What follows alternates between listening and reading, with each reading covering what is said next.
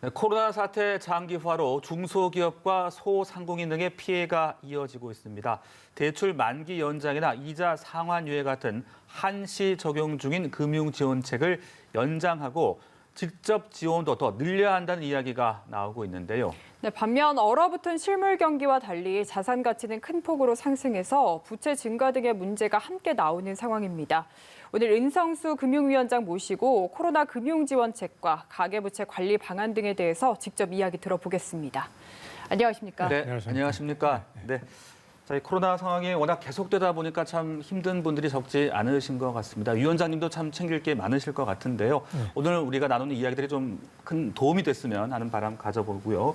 자, 먼저 소상공인 또 중소기업에 대해서 3월 말까지로 예정돼 있었던 대출 원금 상환 만기 연장, 이자 상환 유예 프로그램을 연장하는 것이 불가피하다고 말씀을 하셨어요. 그런데 이제 이게 부실 대출이라든지 또 금융권의 대비 이런 것들이 좀 부작용이 있지 않을까 그런 목소리도 있는 것 같아요. 어떻게 설명을 해 주시겠습니까? 예, 말씀드린 대로 저희가 보니까 아직 코로나19 사태가 진행되어 있기 때문에 그 만기 연장은 좀 불가피해 보이는 것 같고요. 네네. 그다음에 이제 그렇게 됐을 때 그 부실이 이연되는 거 아니냐 그런 지적이 이제 있을 수 있고 또 많은 부분이 있었는데요. 저희가 이제 보니까 그 총 만기 연장 부분이 한 40만 건 정도 되고요. 한 116조, 120조 정도 되는데 여기서 이제 저희도 이자까지 다 유예를 했는데 실제로 이자를 이제 유예받은 분은 13,000건. 예. 예, 그래서 한 1,570억 정도 됩니다. 다시 말해서 97% 되는 대다수의 그 차주분들이 성실 이자를 납부하셨더라고요. 지금까지. 네. 그리고 그래서 저는 그 부분들에서 감사하게 생각을 하고 코로나가 이제 일부가 정상화가 되면은 나머지 3% 되시는 분들도 성실히 이자를 상환할 것으로 이제 기대를 합니다. 그래서 결론적으로 말씀드리면은 그 부실 규모나 이런 부분이 저희가 우려했던 만큼 그게 크지는 않다고 생각을 하고 금융회사들도 이런 부분에 대비해서 지금 그 충당금을 충분히 적립하고 있고요. 또 개별적으로 조금 갚지 못하는 부분들에서는 개별적인 채무 조정을 하면서 적응해 나가고 있다. 이런 말씀을 드리겠습니다. 네. 그럼 이런 부실들은 은행이 충분히 감당할 수 있는 수준이다라고 지금 보고 계시는 거네요. 저희가 볼 때는 이제 아까 제가 말씀드린 그 규모가 예. 전체 금융권의 대출의 0.4% 정도이기 때문에 그 정도는 우리 금융권이 충분히 감내할 수 있지 않을까 이런 생각을 하고 있습니다. 네. 그렇다면은 지금 이 원리금 상환 유예를 언제까지 연장할 계획이신지 또 만약에 유예를 이제 추후에 중단을 또 해야 할 때가 올 텐데 어떤 기준에 따라 중단을 하실 생각이신지 이 부분도 좀 여쭙고 싶습니다. 예, 맞습니다. 그래서 이제 지금까지 제가 6개월 연장을 이제 해왔는데 이제 그 부분은 이제 금융권하고 좀 협의를 해야겠습니다. 근데 지금 뭐 말씀드리기 좀 그분들 협의가 안 되는 이유인데 전산 시스템 이런 거 볼 때는 이제 지금까지 해오던 대로 하는 게 아마 더 편하다고 이제 은행 금융권에서 하고 있고요. 그다음에 이제 그럼 언제 이걸 정상화되냐는 부분에서는 저희 생각할 때는 코로나가 이제 아무래도 면역이 체제가 갖춰질 정도는 돼야 되지 않겠냐 생각을 하는데 그렇다고 이게 계속 늦어진 것이 무조건 좋은 건 아니기 때문에 저 생각에는 코로나19가 빨리 종식이 되고 그다음에 그래서 연내에는 이제 모든 것이 정상화되고 이제 이 프로그램도 이제 정상화됐으면 좋겠다 그런 생각을 하는데 이제 문제는 이제 정상화됐을 때 그러면 갑자기 절벽이 생겨가지고 갑자기 돈을 갚아야 되냐 그런 우려가 있는 것도 사실이기 때문에 정상화됐다 할 때라도 돈을 그 다음 날 다 갚는 게 아니고 예를 들어서 연차적으로 갚거나 아니면 그걸 좀 예를 들어서 이자가 지금 예를 들어서 2년치를 대운 분들이라든지 그런 걸 한꺼번에 갚으면 어려우기 때문에 그걸 좀 나눠서 몇 년에 걸쳐서 갚는다는 하는 식으로 연착륙 방안을 같이 고민하고 있습니다. 네, 알겠습니다. 자, 그리고 또 요즘 이 고통 분담을 하자는 취지에서 정치권에서 이익 공유제 이야기가 나오고 있습니다. 이 금융권이 대표적인 코로나19 호황 업종으로 거론이 되고 있고 그렇다면 이제 금융권에서는 어떤 이익 공유제 어떤 방안들을 생각을 해볼 수 있겠습니까?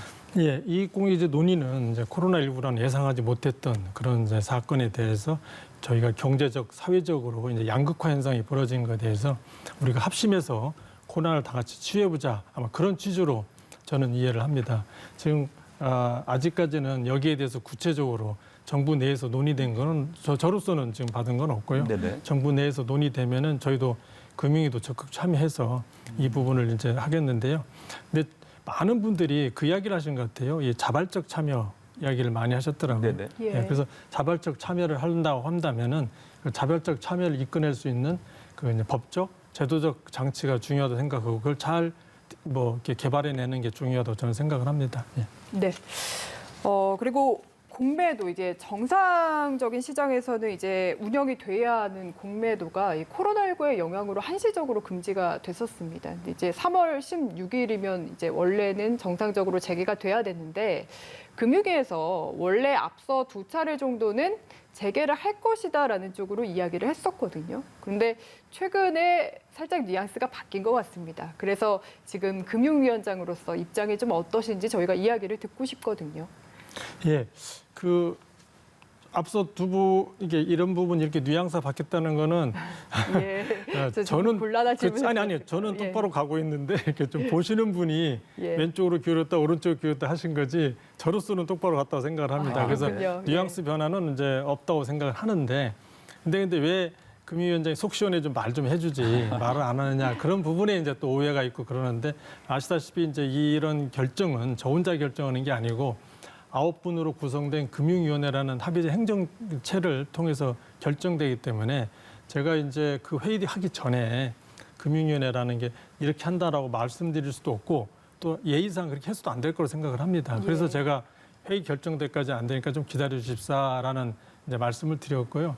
다만 이제 그 공매도의 순기능, 역기능에 대해서 여러 차례 여러분들이 말했기 때문에 제가 이 자리에서 말씀드리지 않겠습니다만은 네네. 그 중에서 이제 그 개인 투자자에 관해서 이제 이렇게 여러 가지 문제 제기했던 제도 개선 부분은 많은 제기를 하셨어요. 그래서 네. 저희가 그런 분들 말씀해둔 제기에 대해서는 작년부터 쭉 해가지고 뭐 법을 고친다든지 아니면 제도 개선을 한다든지 하는 준비는 쭉 지금도 하고 있다는 말씀을 드리고 저희가 이제 아마 예상은 너무 늦을 수는 없고 네네. 오늘이 1월 25일입니다만 한 2월 중에는 결정을 이제 내려야 될 것 같은데 그때까지만 좀 기다려 주시면 좋겠다는 말씀을 드립니다. 죄송합니다. 예. 알겠습니다. 예. 자, 그리고 뭐 요즘 부동산 관련 이슈도 빼놓을 수 없는 그런 이슈가 될 텐데 청년들의 이른바 영끌을 통한 주택 구입을 조금 이제 자제시키기 위해서 40년 주택담보대출 계획을 내놨습니다. 그런데 이게 기간이 길다 보니까 전체적으로 갚는 금액이 이제 늘 것 같다 이런 걱정하는 분들도 계시는데 이게 20, 30년 상품에 비해서 정말 어느 정도 부담이 줄어드는 것인지 그리고 청년들에게 적용되는 기준도 어떻게 되는지 좀 궁금하거든요. 네, 그 저희가 이제 40년 모기지를 이제 계획을 발표했는데 그 이유는 네. 사실 지금 청년들이나 이제 처음 이제 결혼하신 분들이 자기 돈으로 집을 사는 거는 사실 불가능하고 그렇지 않습니까? 예. 그러다 보니까 이제 대출해서 하는 부분인데 그 부분도 이제 어디까지나 대출을 다 살 수 있는 것도 쉬운 이야기는 아니기 때문에 그러면은 저희가 이제 월세라는 전세 내는 돈을 실제로는 이제 모기지 형태로 해서 집을 사면은 그런 불안을 좀 잠재울 수 있지 않겠냐 생각해서 했던 건데 네. 이제 40년이 되다 보니까 아까 말씀하신 대로 기간이 길면은 이자가 좀 높습니다. 대기에 뭐든지. 그렇겠죠. 네. 그래서 전체 40년에서 이자 비용은 이제 높은데 그럼 왜 40년짜리를 하냐 그러면 또 40년을 나누다 보니까 월 상환 금액은 좀 줄어듭니다. 아무래도 그렇게 되겠죠. 그래서 네네. 20년 대비에 비해서는 한 37%가 줄어들고 30년에 비해서는 16%가 줄어드는 효과가 있기 때문에 청년층이 내 집 마련을 할 때 좀 부담이 네. 월 매일 내는 건 죽지 않겠냐 생각을 하고 있는 거고요. 네. 그런데 기간이 너무 긴 거 아니냐 하는 네. 그런 생각들도 나올 수 있을 것 같거든요. 맞습니다. 네. 그래서 뭐 일부 심원분들은 죽을 때까지 그냥 왜냐하면 30살에 사도 70에 다 끝내야 네네. 되니까 예. 이제 그런 부분이 이제 지적할 수도 있고요. 네네. 그래서 이제 저희는 그래도 하나의 선택권을 드린다는 취지에서 의의가 있고 또 하나는 저희가 통계를 보니까 보통 이제 처음에 집을 사신 분들이 중간에 애도 생기고 살림이 커지니까 대개 한 6년에서 10년쯤 되면 한번 큰 이렇게 갈아타더라고요. 그러니까 갈아탄다는 게 빚을 갚고 또 사고 그래서 저희 생각에도 40년을 쭉 가시는 분도 있고 네네. 어떤 분들은 이제 10년, 20년, 10년 정도 조금씩 하면서 그 사이에 이제 돈을 좀 축적을 해서 그때 이걸 한 번에 갚고 다시 이제 새로 살 수 있는 것도 네. 있기 때문에 꼭 그렇게 부정적으로만 보지 않으셔도 되고 하여간 선택권을 드린다는데 의의가 있지 않나 생각됩니다. 네, 선택의 폭을 하나 더 더 드린다. 마련하겠다. 예, 예. 그렇게 일을 하면 될 것 같고요. 네.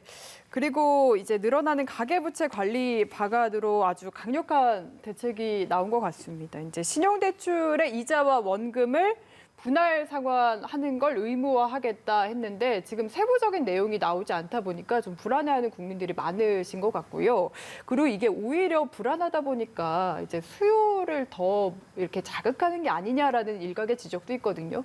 여기에 대해서 좀 어떻게 생각하시는지 궁금합니다. 이제 기본적인 생각은 이제 자기 부담할 능력 범위 내에서 돈을 빌리는 것이 합리적인 의사결정인 것 같아서 능력 범위 내에서 이제 대출을 받겠다 그런 생각에서 했던 거고요.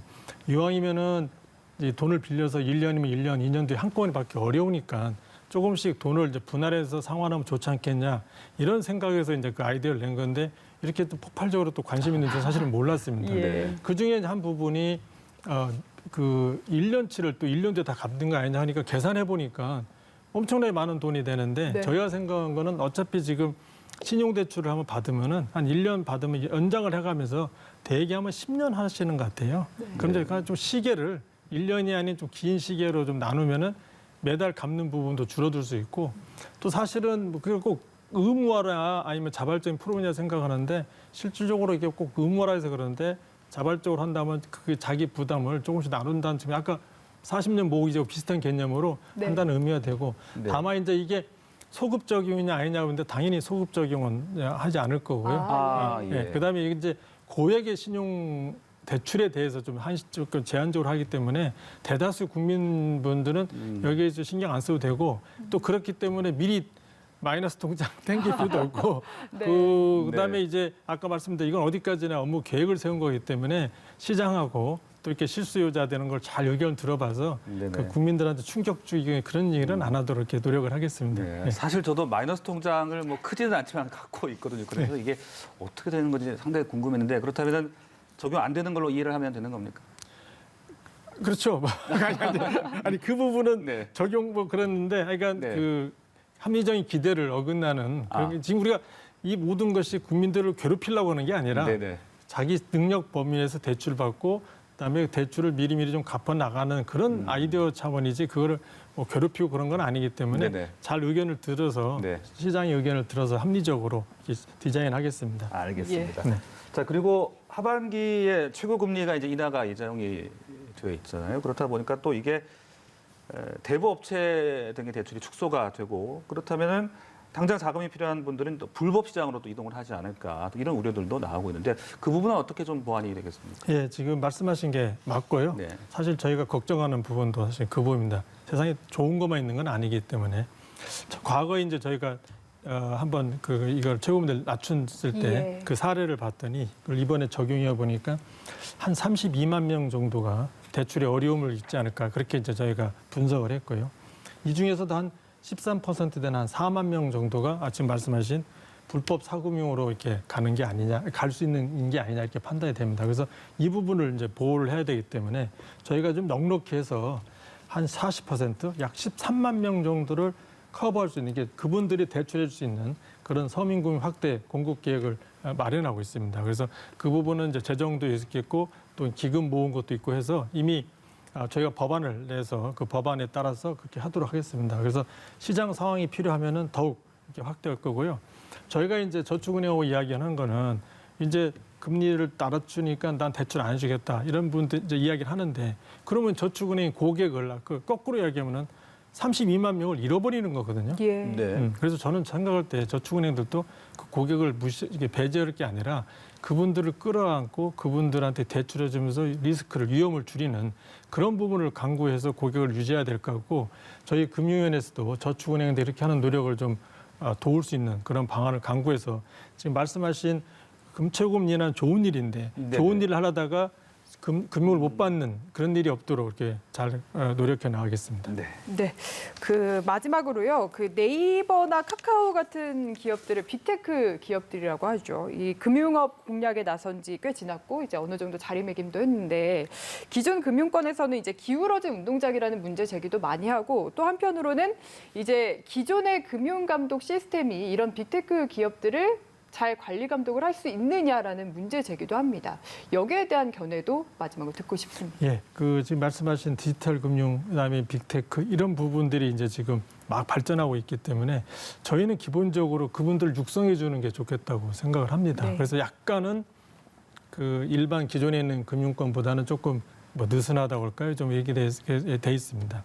그러다 보니까 이제 아까 말한 기울어진 운동장이 거기서 나오는데 그래서 그렇다고 그분들 다 아주 엄격하게 하는 거는 그 처음 초기 단계를 생각하면 좀 바람직한 것 같지 않고 그렇다 하더라도 소비자 보호 문제는 항상 나오거든요. 소비자 보호의 관점에서 저희가 소비자 보호법 이제 그걸 3월에 소비자 보호법을 시행을 하니까 그때 빅테크도 같이 들어가서 하고 그다음에 금년 중에 전자금융 거래법을 이제 개정을 해서 최소한 필요 최소한의 그 규율은 해야 되지 않느냐 소비자를 하겠습니다. 결국은 아까 말씀하신 대로 기울어진 운동장 이제 부분에서 신흥 강국인 이제 강자인 이제 빅테크와 기존 강자인 이제 금융권이 이제 서로가 기울어진 운동장 얘기는 힘겨루기 비슷하는데 저희가 잘 균형을 맞춰가지고 빅테크하고 핀테크 기존 금융권이 상생하고 혁신할 수 있는 그렇게 노력하도록 하겠습니다. 네, 어떤 사안이 있으면 들어야 될 목소리도 또 얼마나 많고 결정하기가 또 얼마나 힘이 드실까 이런 생각이 또 듭니다. 그렇겠지만 우리 국민들을 위해서 좋은 결정 그리고 앞으로 계속 힘써 주시기를 부탁을 드리겠습니다. 네, 열심히 노력하겠습니다. 네, 고맙습니다. 네, 감사합니다. 네, 잘 들었습니다.